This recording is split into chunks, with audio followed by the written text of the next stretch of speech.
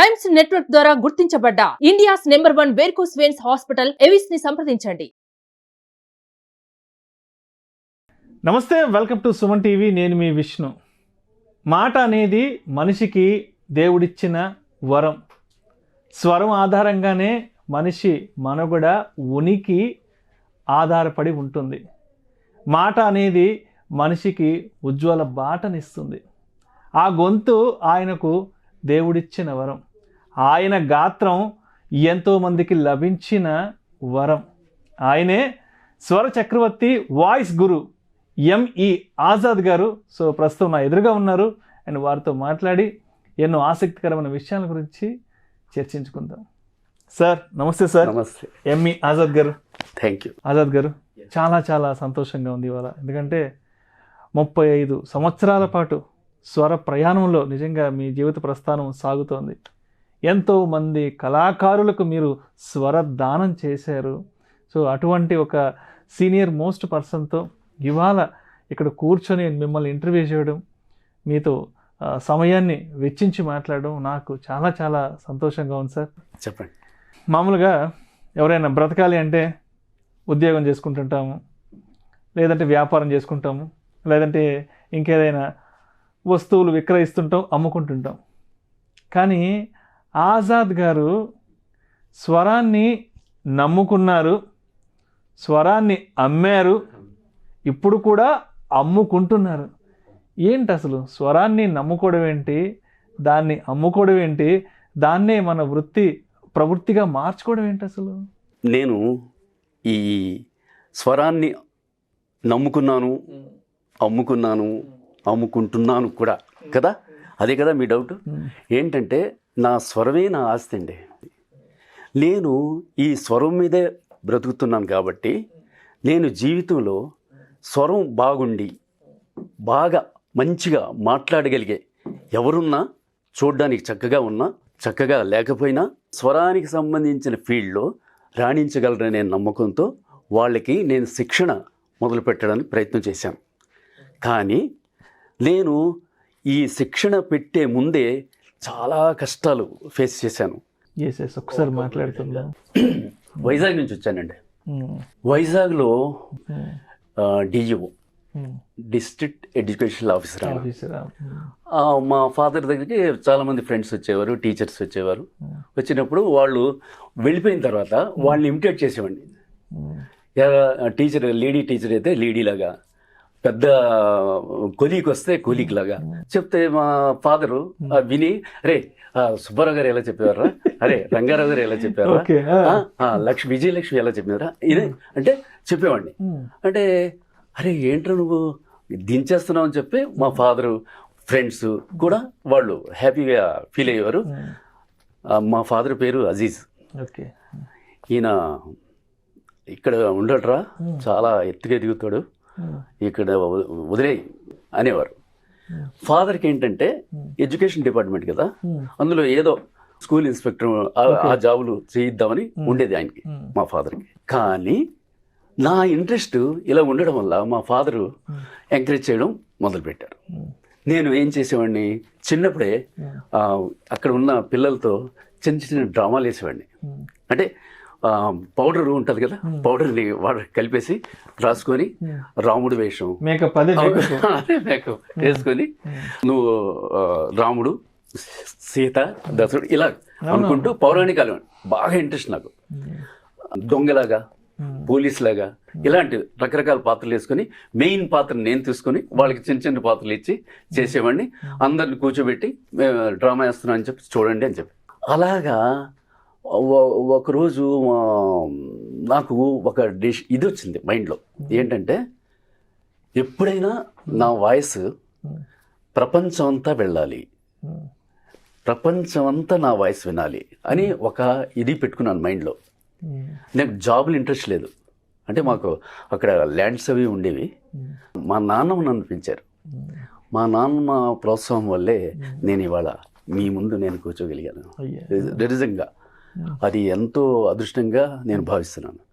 అయితే నేను పడ్డ కష్టాలు అక్కడి నుంచి వచ్చి 89లో హైదరాబాద్ వచ్చాను. భాగ్యనగరం చేరుకున్నారు. ఎలా చేరుకున్నాను వాళ్ళందరికీ చెప్పాను, నాన్నమ్మకి చెప్పాను. అంటే నాన్నమ్మని వదలేకపోయాను నేను, కానీ ఆమె చెప్పారు, నాన్న నువ్వు వెళ్ళు, నేను ఉండగలను నువ్వు లేకపోయినా అని, అక్కడ ప్రయత్నించు, లేకపోతే వచ్చేసి అని చెప్పారు. ఫాదర్ కూడా నాన్నమ్మ ఏం చెప్పారో అది చేసి ఓకే అని పంపించారు.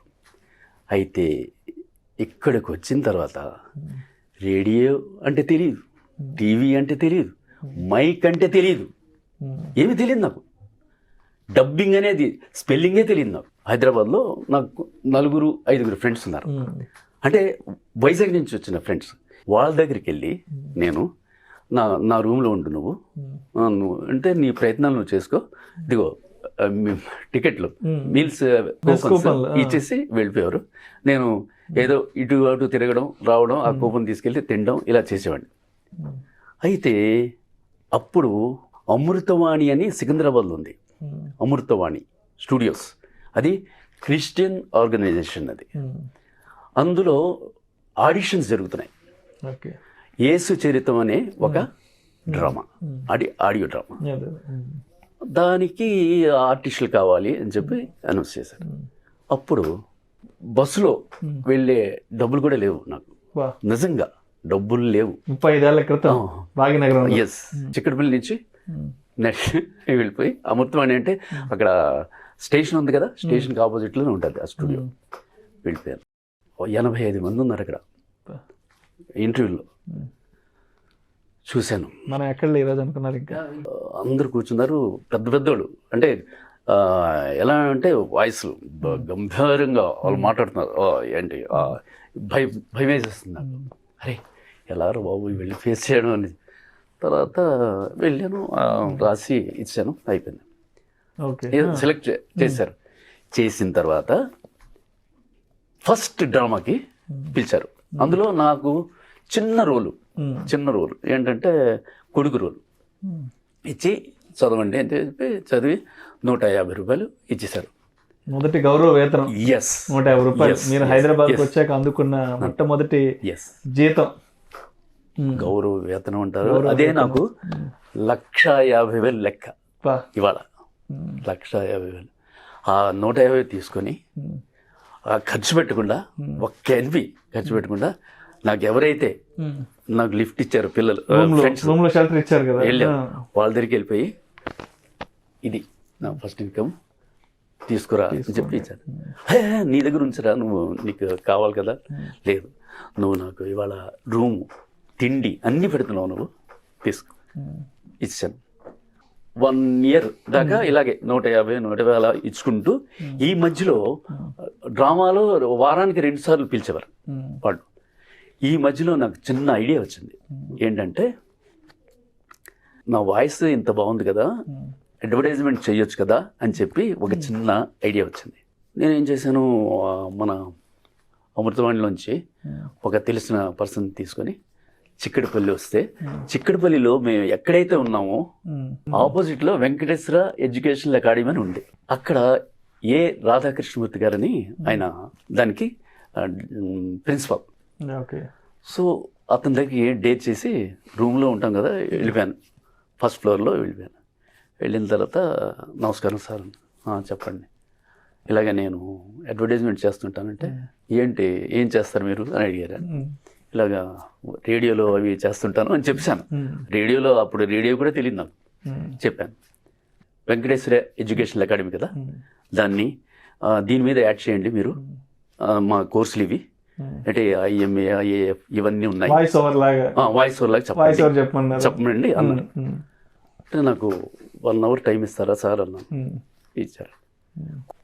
కూర్చొని వెంకటేశ్వర ఎడ్యుకేషనల్ అకాడమీ గురించి కోర్సులు KG నుండి PG అవి ఇవన్నీ రాశాను. రాసి పెట్టుకొని దానికి ట్యూన్ ఎలాగా అంటే ట్యూన్ దీనికి వెంకటేశ్వర ఎడ్యుకేషనల్ అకాడమీ అనగానే ఏం గుర్తుకొస్తుంది మీకు? వెంకటేశ్వర స్వామి అనగానే సుప్రభాతం వస్తుంది. అది ఏం చేశాను, అప్పుడు ఎవ్రీ సాటర్డే సుప్రభాతం వస్తుంది రేడియోలో కదా.